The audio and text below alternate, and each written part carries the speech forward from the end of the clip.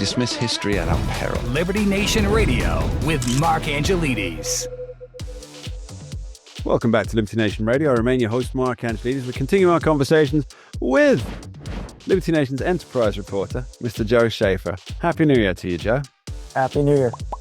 So, Joe, obviously this time of year we like to talk about things that are going forward. You know, what will be the dominating topics of the year ahead, the 2026 year ahead.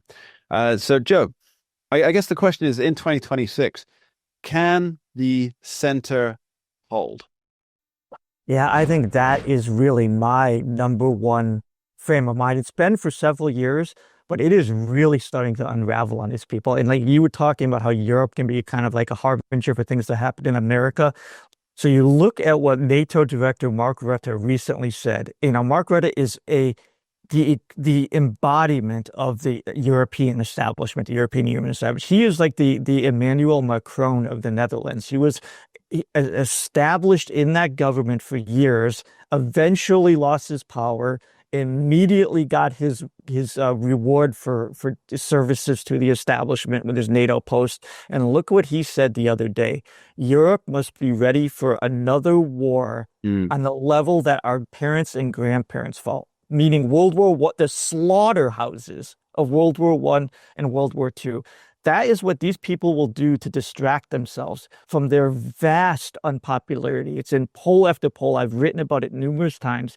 With every passing year, the establishment gets more unpopular, yet they continue to cling to power in all these nations in Western Europe. And it's it's so interesting. Can they keep doing it in America? And it's not just politicians in America.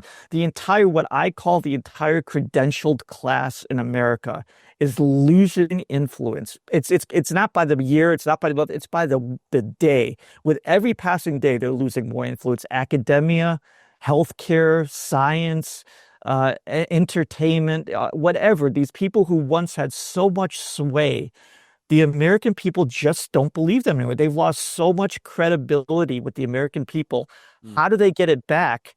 They're double downing. To me, they're doubling down on their arrogance and on their idea of you need to listen to us. Don't think for yourself. We're the ones, and they're not offering the American people anything except for knee-jerk, really reflexive criticism of Donald Trump, which does nothing to boost their cause whatsoever. So, what do they have to offer people that will get them back a measure of the respect they have? And to me, the most dominant theme of this year is, well, what are they going to come up with? Because as far as I can see, they don't have anything to offer the people that is going to get their totally lost respect back in any way. Yeah, so Ronald Reagan said, status quo is Latin for the mess we're in.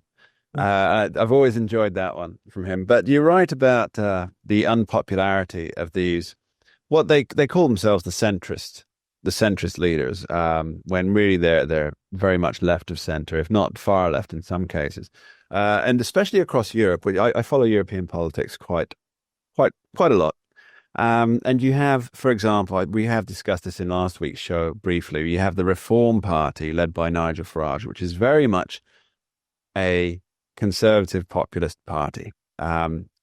It's currently polling. Now, the election's not until 2029, at the latest 2029. But they're currently polling, if you add the Labour Party and the Tory Party together, which are the equivalent of the Democrats and the Republicans, respectively, if you add their polling together, they just equal Reform's current polling. And that's the same for more than 100. The last 100 polls have been exactly the same. And also by membership, Reform is now the largest political party by membership in the United Kingdom. Then you cross the mere 30 miles to France from the UK, and you have Emmanuel Macron is so desperately unpopular. And of course, he's term limited now for the presidency, but he's lost, I believe he's lost 5 prime ministers in the last 12 months because he can't keep a government together. And what we have coming in next year, I guess, or the year after or the next year, is Jordan Bardella now appears to be the front runner, who is Marine Le Pen's protege, who people might remember. who fought against Macron twice in the election. But that is very much a candidate on the right who favors mass deportations of illegal aliens in the country. And so they look set to win in France. And then you go to Germany, where you've got the AfD, and the establishment there is doing everything they can to crush the rise of the Alternative for Deutschland.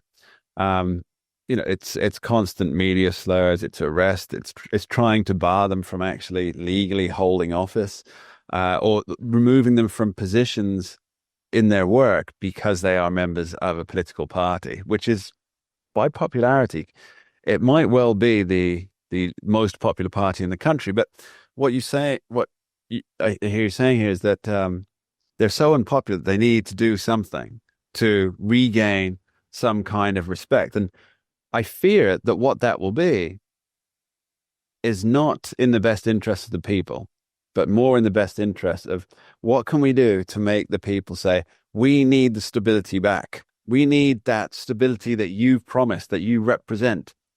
And that means leaning into whatever catastrophes happen to take place, doesn't it?